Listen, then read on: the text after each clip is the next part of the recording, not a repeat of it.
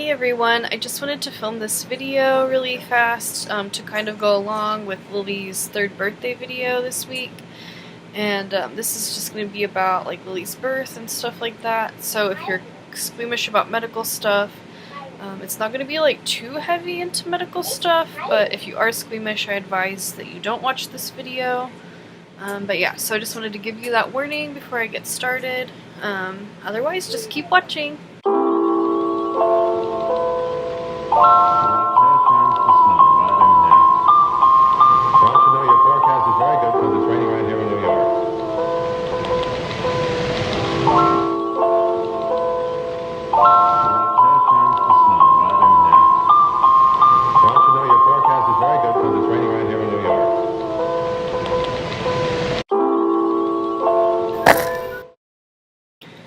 Okay, so I'm gonna start at the beginning of this story, kind of where it kind of begins, which would be when I first started showing symptoms of being pregnant, and that was Halloween weekend of 2014. We went on a camping trip that weekend to Arkansas, and I just kind of like started feeling crappy and thought maybe I had food poisoning. Because we ate gas station food on the way there to the campgrounds, and it just started feeling nasty. But when we got back, I just kept feeling really gross. I'd say it was probably like a week after, and I finally realized, like, oh, I missed my period. Maybe I should take a pregnancy test. And the first one showed up positive. I went and bought 2 more, and those showed up positive. And so I told my best friend, and I told my husband, and just told everybody. It was really crazy. We weren't expecting it. We weren't trying to get pregnant. We also weren't not trying, or trying not to very hard. So yeah, it just kind of happened. I didn't take a picture every month like some moms do, just mostly because we had to thrift most of my pregnancy clothes, so they weren't very goth. So for a while there, I was just wearing like whatever I could. So yeah, it just wasn't fitting my aesthetic, and so I didn't take a lot of pictures. But yeah, sorry, this cat is distracting me. The first trimester and the second trimester, I did have morning sickness. Mostly it was better, of course, when I ate and made sure that I was just like really full.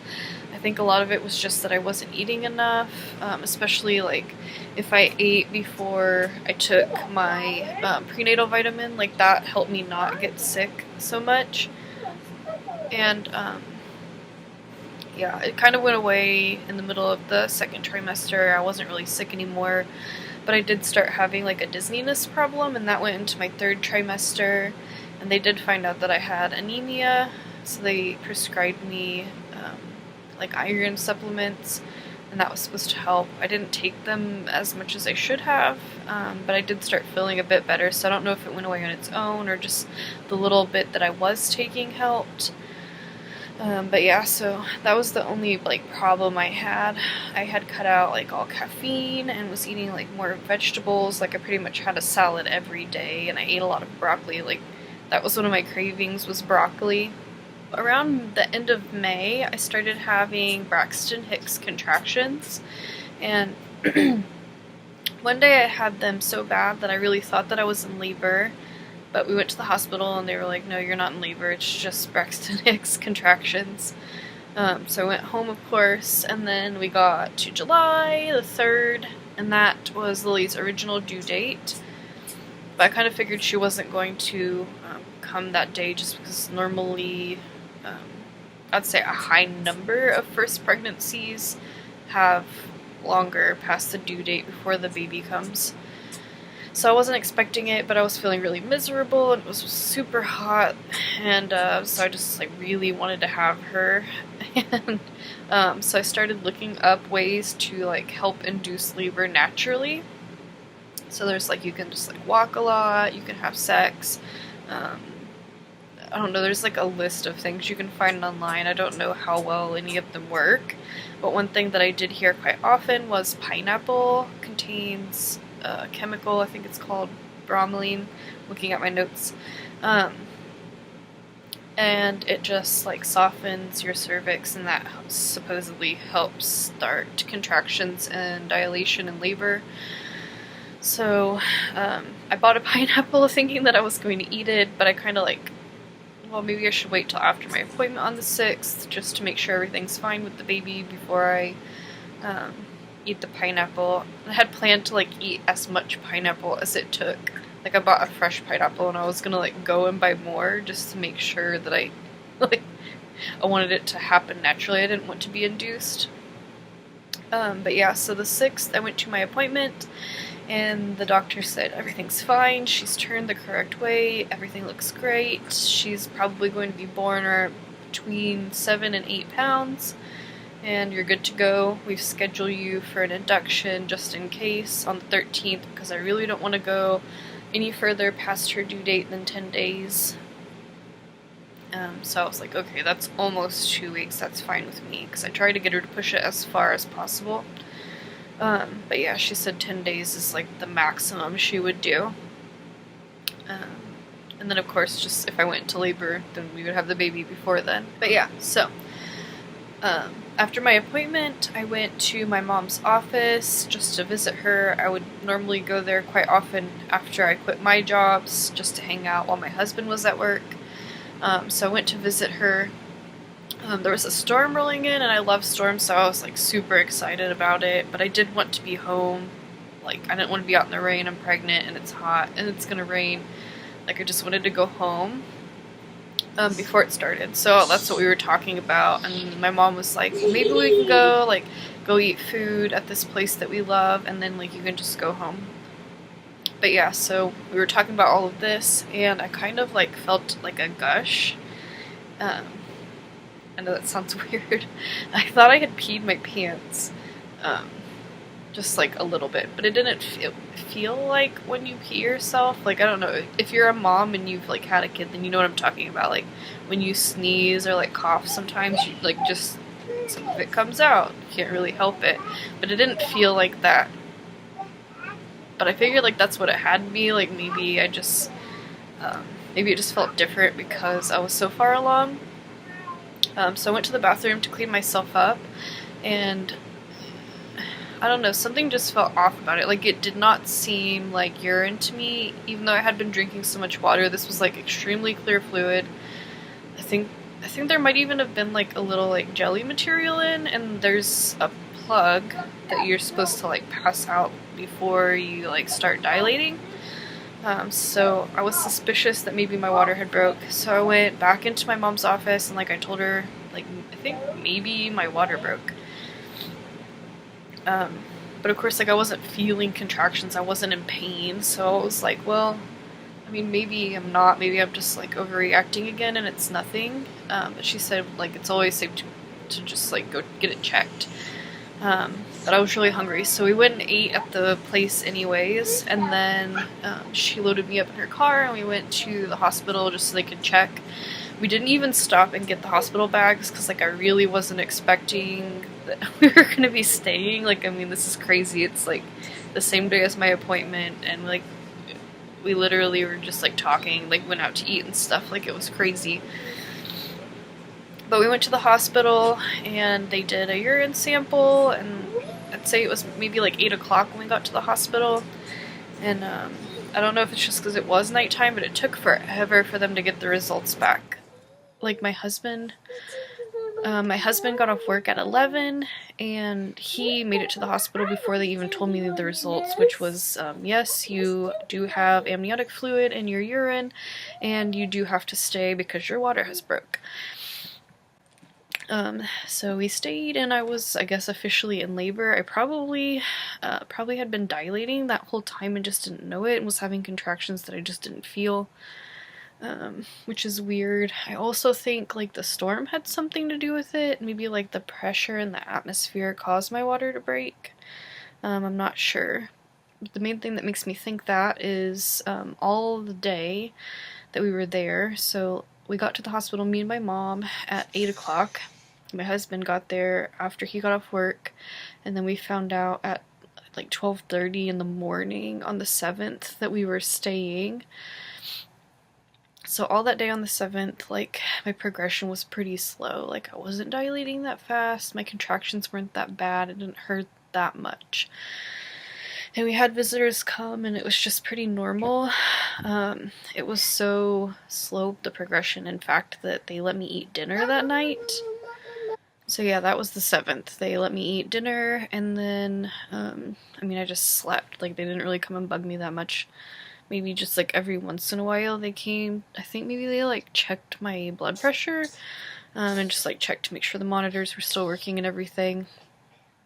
And then the next morning, the 8th, they're like, yeah, you're just not progressing fast enough, and since your water broke, like, we just want to move this along as quickly as possible so something bad doesn't happen to the baby. They gave me the chemical that they would have given me to induce labor, and it just makes your contractions more efficient, I guess, in causing dilation. So of course they were starting to be more painful, and by the end of the day I was just in a lot of pain, and they hadn't let me eat all day. And so finally I gave in and was like, let's do the epidural because I feel absolutely horrible. I was just having like a really hard time with it. But yeah, so I just tapped out. I was like, no, I can't do this anymore, let's do the epidural. Which I totally 100% regret now. Like, I wish I would have asked, like, what else can you do besides the epidural for, like, pain management, because, like, I don't want to do that. But yeah, because after that, like, I don't know if it's the way I was laying, but, like, one side of me was numb, the other side I could feel, like, literally everything. And then when they came in to start having me try to push, like, I literally could not feel enough to push. And so, yeah, I think it just, like, hindered me entirely. And, yeah, so between the night of the 8th and the morning of the 9th, they came in, like, maybe every hour or so to, like, make me try to push. Yeah, it was horrible. Finally, I think eventually they gave up and just let me sleep for a while, because the next thing I know is the morning of the 9th, I'm being woke up by my actual OBGYN, who was, like, off duty, so, like, the hospital, like, rotates, like, 3 doctors, and she's one of them.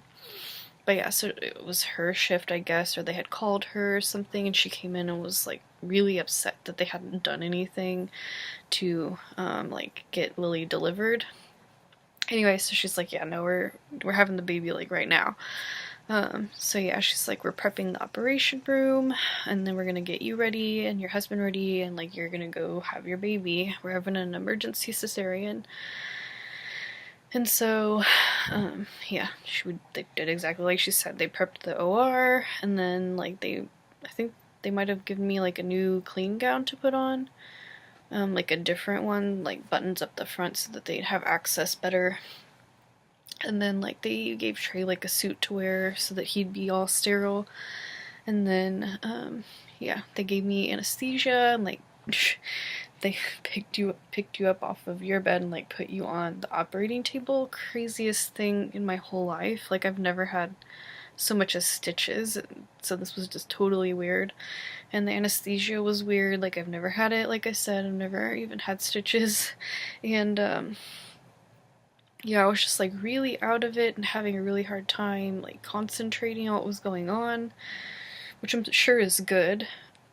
But yeah, because I couldn't feel anything. The only thing I remember, like, a tugging feeling, and then I don't know if it was, like, right after that or maybe later, like, I felt like somebody was, like, sitting on me.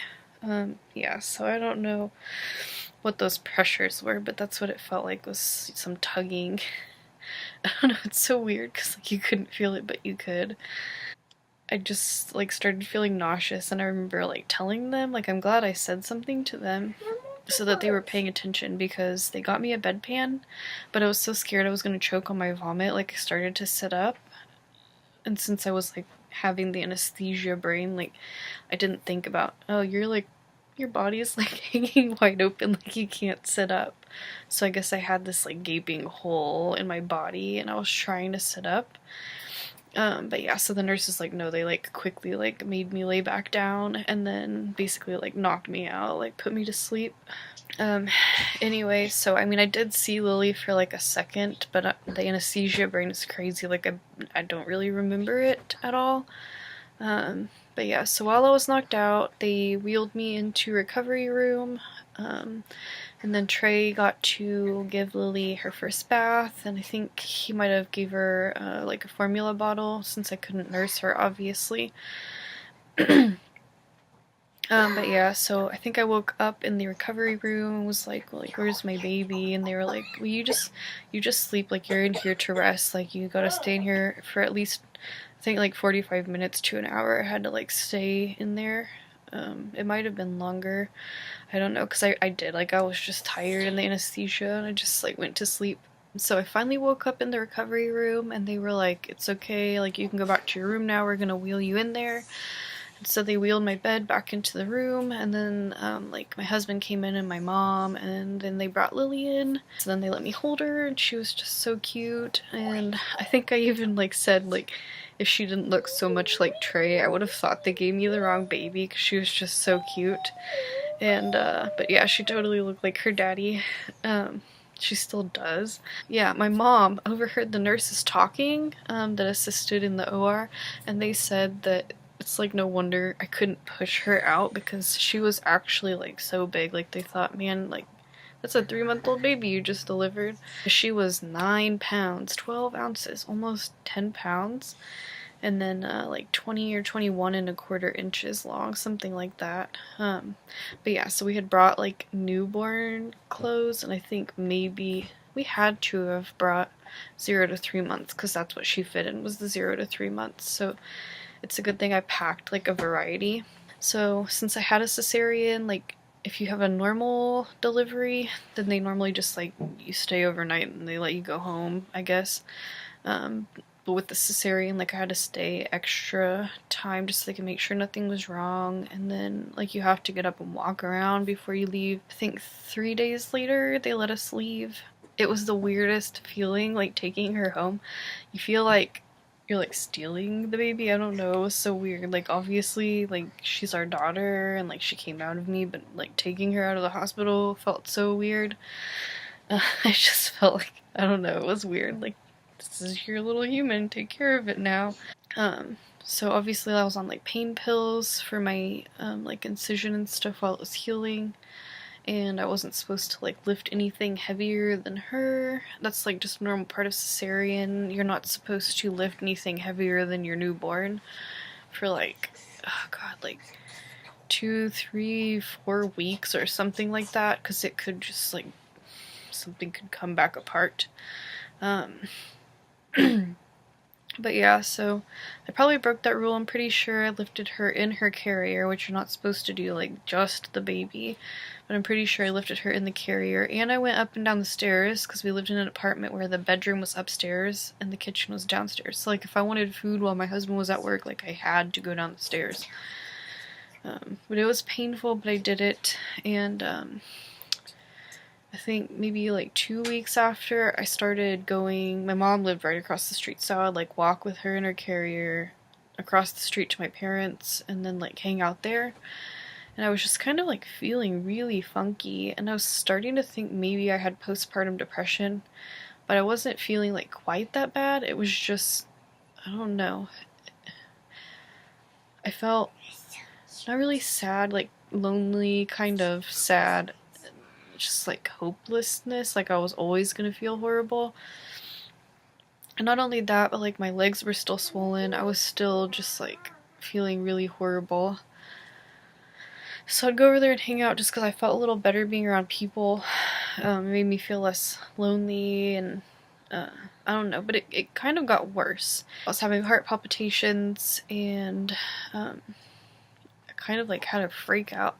And my mom's like, that's enough, like you've been telling me that this has been going on now, like since you got home, like we're taking you to the emergency room, like there's got to be something wrong if your heart's having trouble.